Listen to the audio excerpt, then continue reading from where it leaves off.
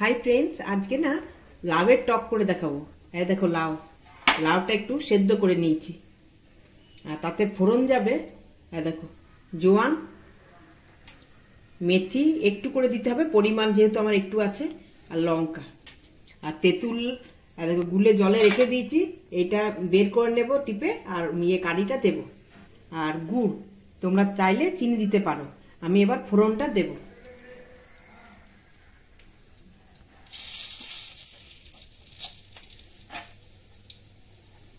দেখো মেথিটাও দিলাম,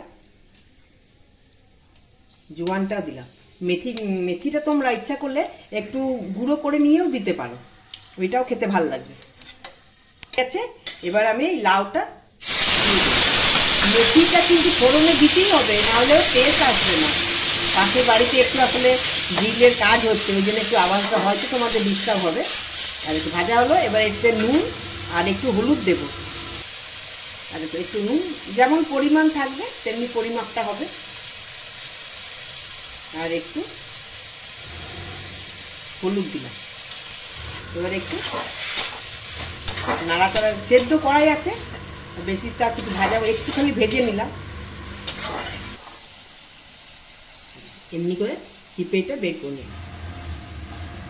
এটা এবারে এর মধ্যে দিয়ে দেবো, আর একটু জল দিতে হবে এটাতে।